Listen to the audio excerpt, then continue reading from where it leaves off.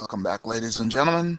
This is Dr. Robinson, and today we're going to continue our studies. We're talking about measures of variation. Measures of variation show how spread out or close together data is, or how much data points vary. Range is a measure of variation. We should know that.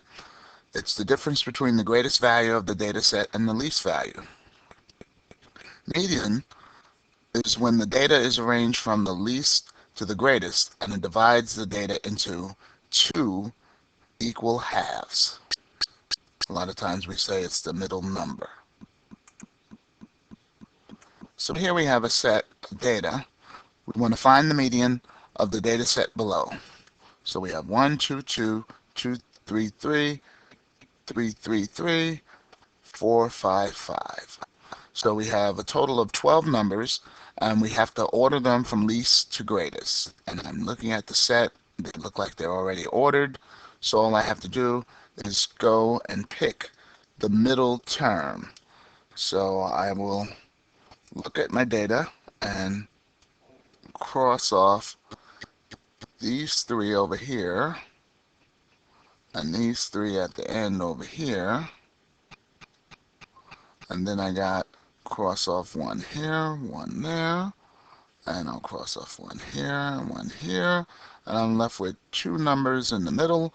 And remember, when we have an even set of data numbers, we add them up and average them out. So we have 3 plus 3, which is 6. Divide that by 2, and our answer for the median is 3. So 3 is our median. All right, let's move on. So that's important. All right, and this set of data again looks the same. Find the median of the data set less than the median below. Find the median of the data set less than the median below. Okay, so find the median, and we just found the median a minute ago. That was the 3, since it's the same data set. So 3 is your median. So it cuts it into two equal halves. So we want to find the less than the median that is less than the median. So it looks like the middle number of the lower half of the numbers. So we want to find the middle number. So we have 6 numbers here. So if I cross off 1, 2 from this side, and 1, 2 from this side, I have 2 numbers here. So add them up. 2 plus 2 gives me 4. And take my 4, divide that by 2. That'll give me the middle number of 2. So the median in between here would be 2. And that we're going to talk about today. And I assume if I wanted to, I could use the other numbers above, since it says less than, I could find the numbers greater than. So these numbers here that are greater than, I have the 3, 3, 3, 4, 5, 5. I can find the numbers that are greater than, so that I could find the median here, cut off 2 numbers here, cut off 2 numbers here, and I have 3 and 4. 3 plus 4 would give me 7, and I would take 7 divided by 2. That would equal 3.5. That would be a median that is greater than, but they didn't ask for a median that was less. They asked for the median that was less than, so I need my answer of 2.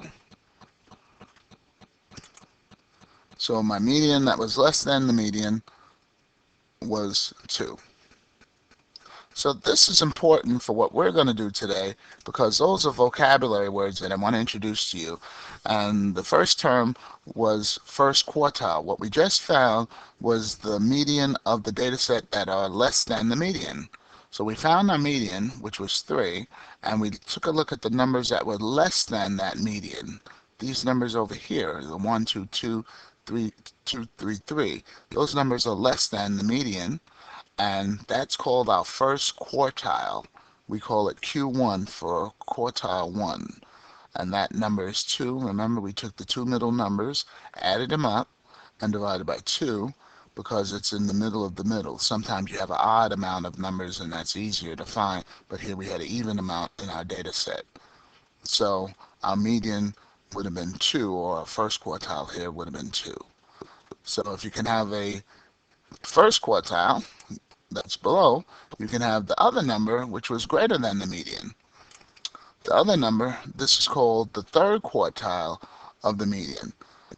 The data set is that are greater than the median. So we have again our median, which is 3, and this time we're looking at the numbers that were greater than the median, the numbers 333, 455, those numbers are on the right side of the median, and that would be our third quartile, Q3. So that's how we found that, by adding 3 and 4. That gave us 7, and divided by 2 gave us 3.5. So the third quartile is 3.5. And we need this to get into what's called our interquartile range. Our interquartile range is the difference between the third quartile and the first quartile. So difference is the answer to subtraction, so we're going to subtract the third quartile and the first quartile, find their difference. So notes on the quartile, interquartile range. The quartile and the median divides the data into 4 quarters, so it divides it into 4 parts. The range measures the spread of all the data. So the number of the greatest to the least, that's how spread out the data is. But the interquartile range measures the spread of the 2 middle quarters of the data. So it's measuring the middle parts of your data set. So that's what interquartile range does. It's called IQR for short. So if you see IQR, that's your interquartile range. So the interquartile range is the difference between the third quartile and the first quartile. So here we have our first quartile, which we found out to be 2, and our third quartile, Q3, which we found out to be 3.5, and we're going to find our IQR, or interquartile range, where we're going to take Q3 and subtract from it Q1. So quartile 3 minus from it quartile 1, which is the 3.5 minus 2, gives us an IQR, or interquartile range, of 1.5. In other words, the spread of the middle numbers is 1.5. So it's pretty close together in the spread of the set, so there's not that much of a difference between the numbers. So that's what interquartile range talks about. So here's some notes. In the data set, a number that is much less, or much greater than the other numbers in the data set is an outlier. Outlier is a number that you're going to find lying right outside most of the other numbers. It's going to be usually a very, very big number or a very, very small number out of the data set. A data set may contain one or more outliers. An outlier may affect the range. So the range is going to be affected, but it will not affect the interquartile range, because the range is affected because based on how far the outlier is away from the set of data, it does affect the range. The range does change and vary because of that. But the interquartile range is not affected because it's the middle set of scores. So this is why that the median is not as affected as outliers affects the mean, and mean is average, because the outliers have a big effect on the average. If they're really big numbers, it can boost up your set of data average, or if it's a really, really small number, it could really affect your average. So here's a problem. Find the interquartile range for the data set. We have 2, 3, 5, 6, 8, 10, and 23. Now I notice these numbers 2, 3, 5, 8, and 10 are pretty close to each other. They're not too far apart, but 23 is kind of out there. That would be my outlier. So it's way out there. So Let's find first the range. Range is the difference between the largest value and the smallest value. That would be 21. That would be my range. Now I need to find my median score. My median score is my middle value. So let's see how many numbers are here. 1, 2, 3, 4, 5, 6, 7 numbers.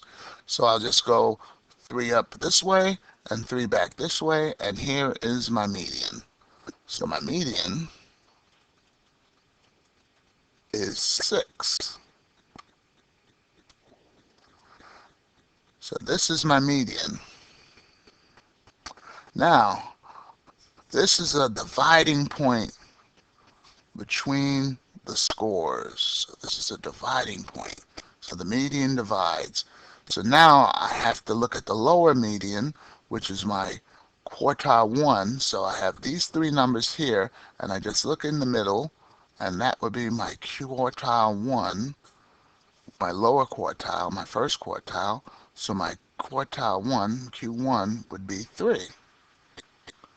And now all I have to do is get my quartile 3, my third quartile, which deals with the upper numbers that are above the median, which are the numbers, these 3 numbers above, and that would be the 10. There are only 3 numbers there, so that would be my quartile 3. So my Q3 would be 10.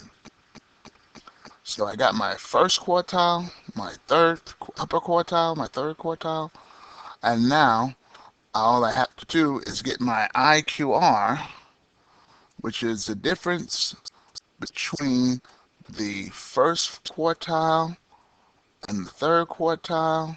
So let me get those quartiles there and subtract them. So my third quartile was 10. My first quartile was 3. Subtract them, that'll give me 7. So my interquartile range is 7. So we had to do a lot of work to find that number. So our median we found was 6. We know how to find median looking at the scores from the greatest to the least. So that will give us the median. Then we found our first quartile, that's the scores that are lower than the median, and it's the middle number. So that would have been 3. And our upper quartile, well, third quartile, would have been the scores above the median. Here's our median 6 again. We're looking for the middle number, and that was the 10.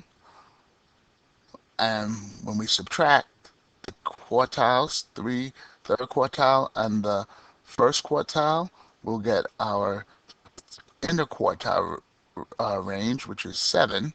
And we even found the range, which was 21. So nice job. I hope you understood this, because this was a lot of information about range, basically a median. So check your understanding. Please rewatch the tape. If you have questions, write them down, bring them in. I'll be glad to answer them in class. Here's a question for you to try for yourself. Below we have quiz scores for Miss Esposito's class. Which section has greater variability in scores? So we have 2 sections of classes. These are like quiz scores. We got 7 out of 10, I assume. 9, 9, 10, 8, 6, 8, 8. So you can read the scores. So see which one has the greater variability. So I hope you got something out of this, and I hope you'll see me tomorrow with questions, because I'll be glad to answer them. This is Dr. Robinson signing off, and I'll talk to you next time. Bye-bye.